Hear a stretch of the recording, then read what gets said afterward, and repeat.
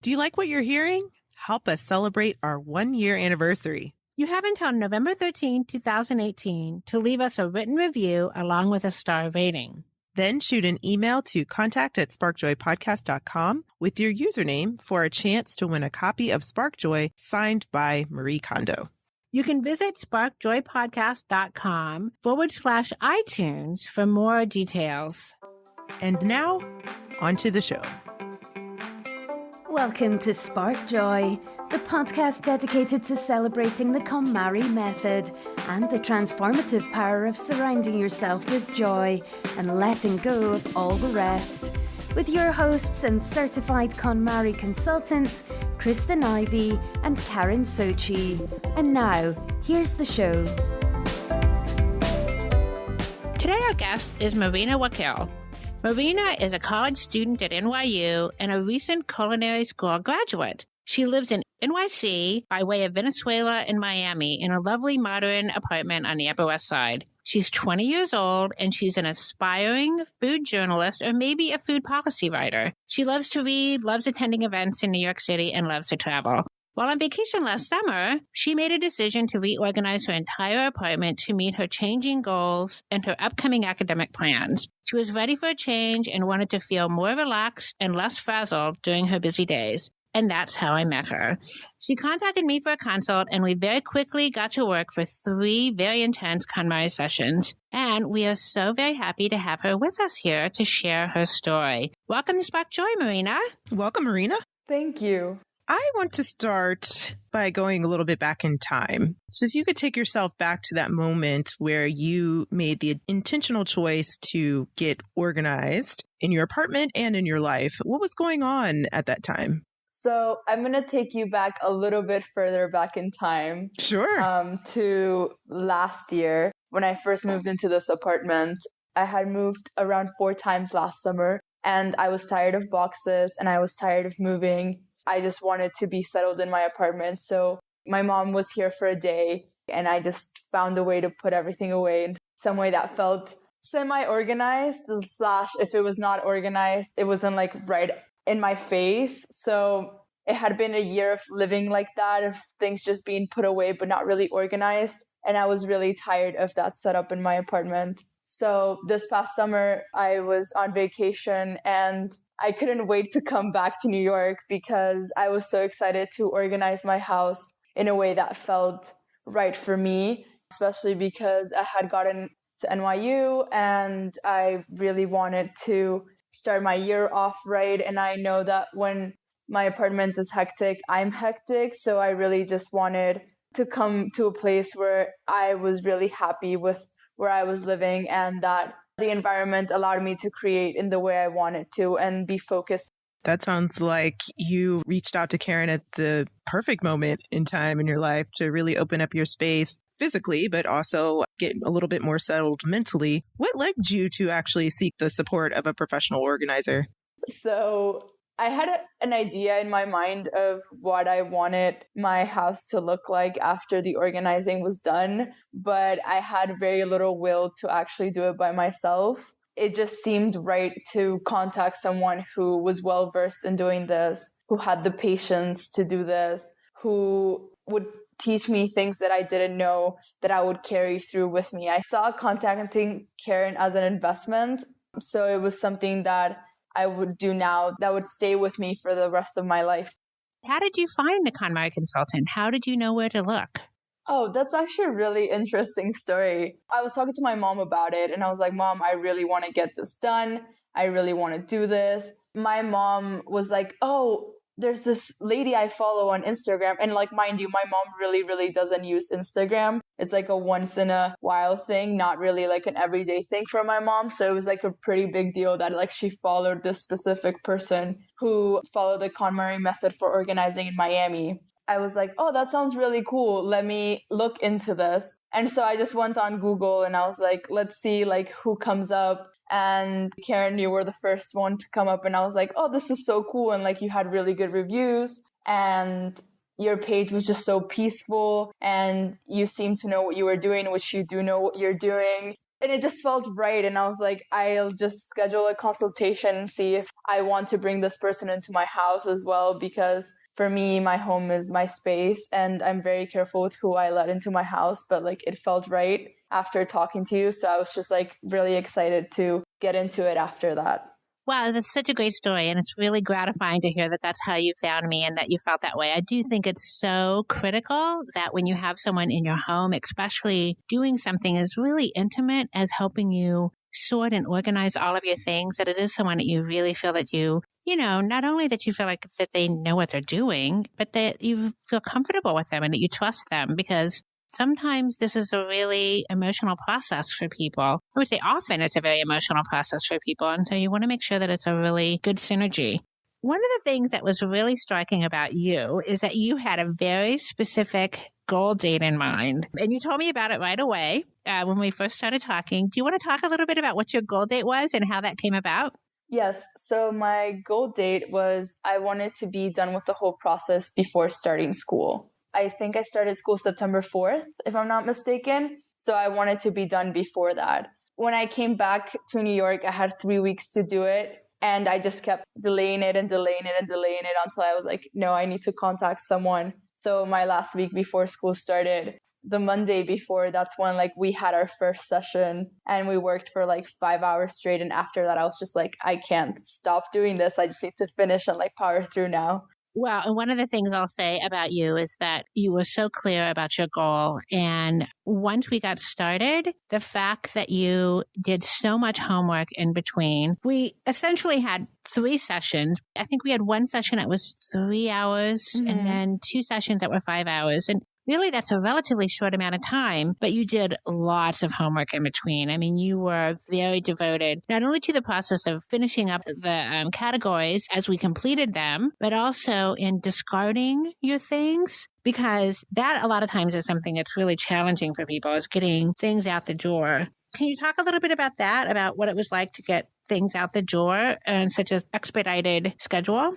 I think one thing that's worth noting before going into this, I had already kind of an idea of what I wanted to do. And I think that made it so much easier to be like, this is what I want in my life and this is not what I want in my life, because I already knew where I was going with the process. I knew like what would serve me and what wouldn't, in a very vague way. And then doing it in such a fast way was really, really emotionally draining, but it was also the easiest way for me because I was already just like on go mode. So on a more technical level, it meant that on Monday we met for the first time. We went through like all of my clothes, sorted through everything. And then Tuesday I was getting ready to like put them in boxes and like ship them out if they needed to be shipped out, for them to be like consigned or put away in different categories so that I knew what I wanted to donate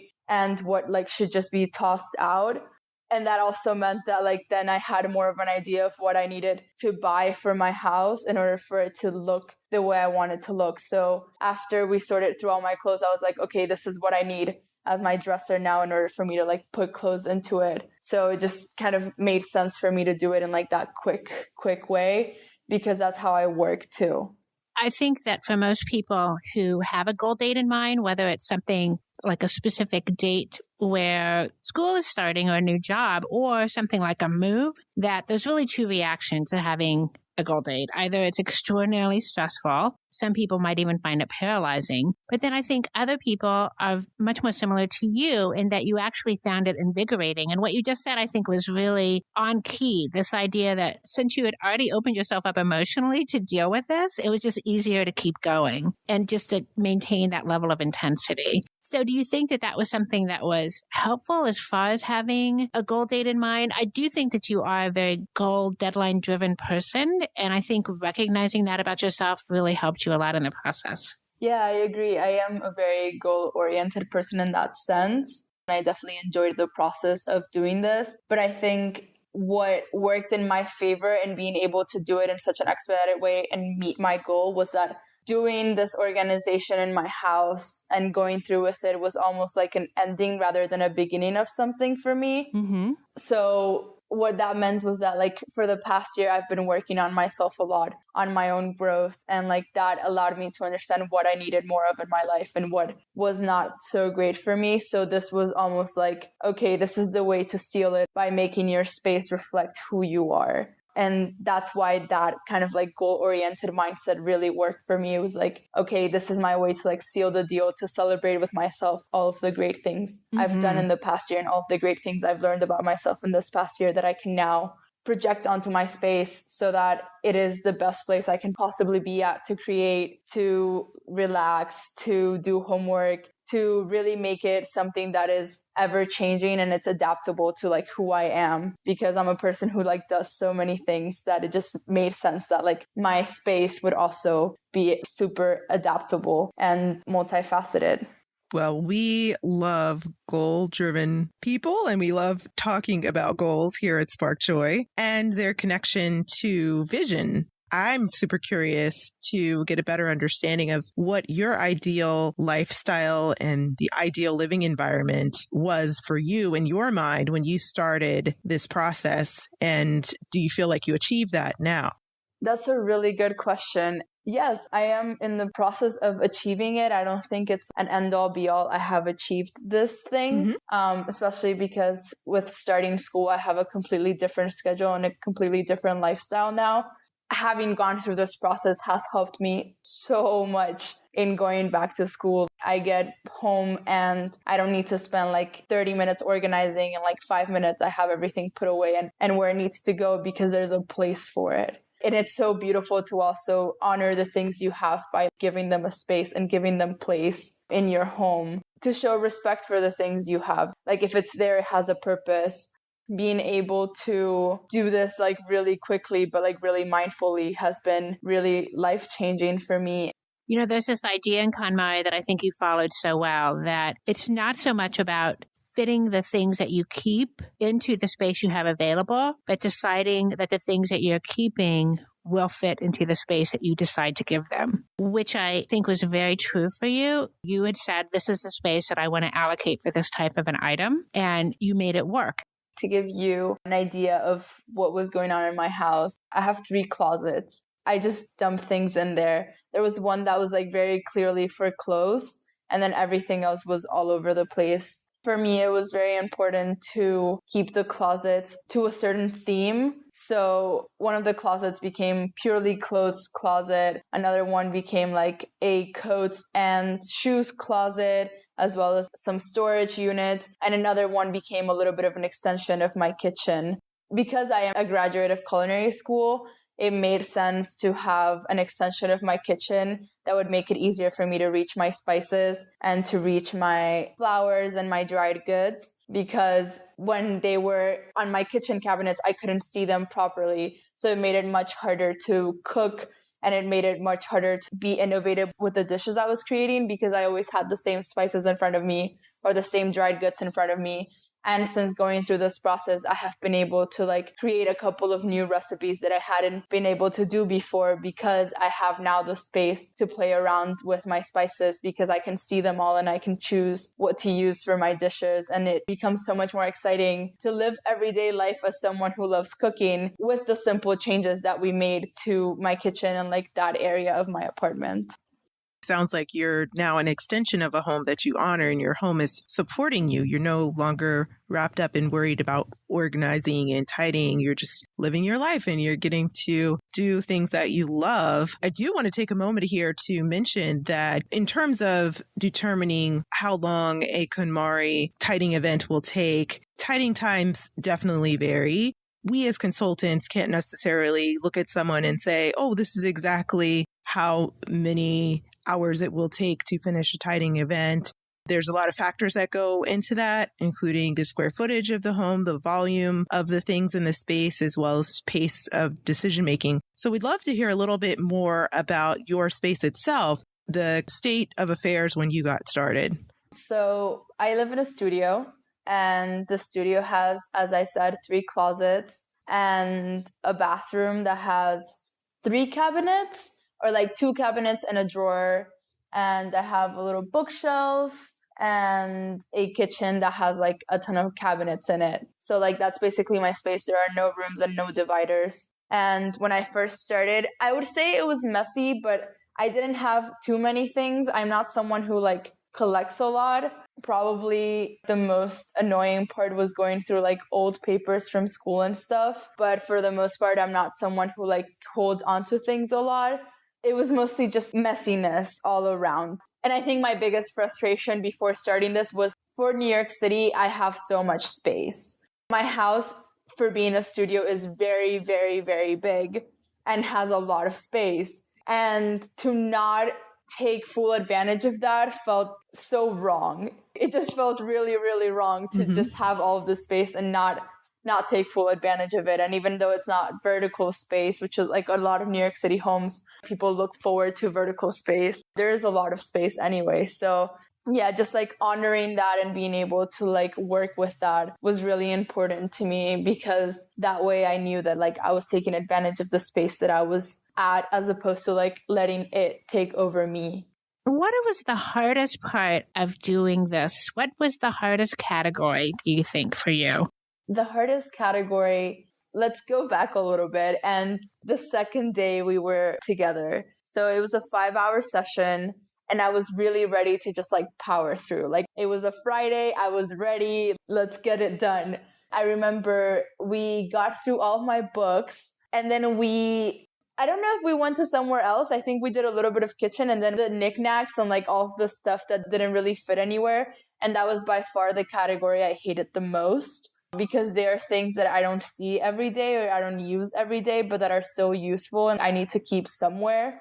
It was just really frustrating to go through all of these little tiny things that seemed so useless at the time, especially because it had already been 4 hours. And as you said, I did a lot of homework in between. So a whole week of just being really, really, really into this. And it felt like my brain just needed a break. But I was like, no, we have to get through these knickknacks and we have to get through these things. And so I don't know if that was the hardest part because of the category itself or because of the time in which we did it. I think the timing plus the combination of these tiny things that are so annoying to deal with, but so important to have around. Once we got through that, I think the following Monday was much easier to just like power through and finish. With books and paper, it was very clear where they were going to live, where their homes were. And with miscellaneous, it's not so clear. And for you, for sure, especially when it comes to the couple of categories that I remember most in miscellaneous, your kitchen, but it was those little things, the little, just kind of the things that you might not use every day, but are necessary, you know, to accomplish the things that you want to accomplish. And finding spaces for those things was certainly a challenge. And I think in that category, sorting was not so much of an issue. It was more just deciding where they were going to live. In other cases, I think the sorting is by far the most difficult thing. I think if nothing else, one of the things that I hear from your story is that everyone who does KonMari is so unique and so different, and their experience is so different. What were some of the things that you learned about finding a place for things to live that you think would be helpful to people who are going through that process and dealing with the miscellaneous category? Do not give up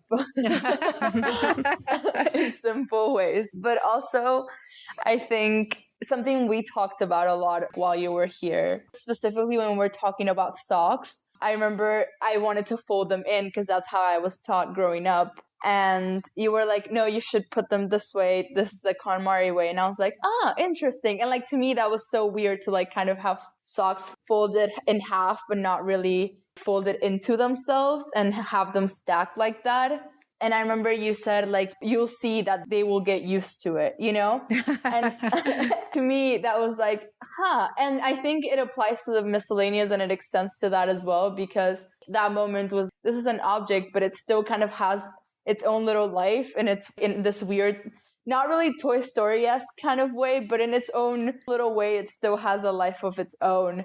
If you treat it as this unique thing that you have to choose whether to keep or give away and give it like a second life, then it becomes much easier to go through the process, because you're not seeing it as something that's daunting, but it's more of, am I getting use out of this, or is somebody else going to get use out of it? Is it taking a space away from something else in my house that should be honored with that space? I think perspective comes into this a lot. the way you see this process and the way you work through it, even through those little things, which are sometimes the most important and sometimes the most daunting, can make such a difference in the overall layout of things. And it can help you achieve your goals in a much more satisfactory way, in my opinion. Speaking of objects, I'm curious what your clutter taught you during this process. It sounds like you powered through and you have a strong understanding of the technique itself. So I'm curious, what lessons did you learn and how did it move you forward in terms of your life, your studies, and your future goals? That is such a great question. I'm going to get a little personal here because I think that's important for this one. I would say my clutter taught me how many things I had emotionally been holding on to that I hadn't been ready to let go up until that point. Even though they're just objects or they're just clothes or they're just books, they have a story to them. We give meaning to certain things. There were definitely a lot of things in my closet and in my house that I gave a lot of meaning to or that had a special time and place in my life. To be able to kind of like go back in time and like do a timeline of things through what I owned and to be able to understand what I value and what I don't value by giving up things or keeping things was really life-changing, not only in terms of what I'm buying moving forward or like what I invest my money into, but also how I understand myself and how I see the world. What about that specific item of clothing made it so that I could keep it or not keep it? That says something about me. It's ultimately a reflection of me. So my clutter taught me more about myself because it was a reflection of where I was at the time. Getting rid of some of the things that I had is what has allowed me to move forward, because not only is it out of my house in form of object, but it also has created space in my mind for me to think of other things. That is awesome, Marina. And I'm so happy for you that you pushed through and you completed your tidying events. And now that the dust has settled, I'm curious, what is your favorite tidying tip in general or one that you learned from Karin? One thing that I always think about is like the rectangles. So everything you fold it into rectangles. I still love that tidying tip that Karin gave me, because now every time I do laundry, it's so much easier to just be like, oh, it just has to go in a rectangle. And then I can stack it the way I need to stack it and then it's done. And I think another thing, if you go into your space and you're not happy with the way it looks and you're not happy with how it feels, then ask yourself why. Our spaces are so much a reflection of us and who we are as people at the time in which we're inhabiting them. And so that doesn't mean that that's going to be you forever, but it is a reflection of who you are right now. So if you're living in an organized space, that's a reflection of who you are at the moment. But if you're living in a space that's a little bit chaotic, ask yourself what's causing that chaos. And most of the time, that chaos is not inherently part of the space, but it comes from you. You are the one who's creating that chaos. Ask yourself those questions and dig deep with yourself about those things. It's so important, because then you learn about yourself, but you also can create a space for you that will be better for you to work in, will make you feel more joyous, and will make you feel welcomed in your own house. So well said. And we can't let you go unless we ask, what is sparking joy for you at this very moment? Honestly, I'm really excited about this cold weather coming, just because I grew up in the tropical weather my whole life. So to be able to have a little bit of cold and to wear some nice sweaters, it's just really exciting for me. This is my third winter, so maybe it's just because it's like very new to me. Maybe this will be really brutal and I will regret saying this, but right now that is what's sparking joy. Well, I have to say that everybody says that in the fall. Wait till March. You might not be saying that so much, but no, I completely understand where you're coming from for sure. So do you have any parting words of wisdom for our listeners, Marina? Find what makes you happy and listen to yourself. Sometimes, most of the time, the answer is within you. You just have to tune in and listen. Wow. Thank you, Marina. It's been so nice to chat with you today. Thanks, Marina. It's been a pleasure. And congratulations. Thank you. So now we want to hear from you. Tell us your burning tidying questions or share stories about how KonMari has impacted your life. You can find us at sparkjoypodcast.com and click Ask Spark Joy to leave a question or comment for a chance to be featured on next week's show. While you're there, sign up to join our Spark Joy podcast community and get notified when each episode airs. You can also join the Spark Joy Podcast community on Facebook, Instagram, and Twitter at the handle @SparkJoyPodcast. Thanks for tuning in, and we hope your day sparks joy.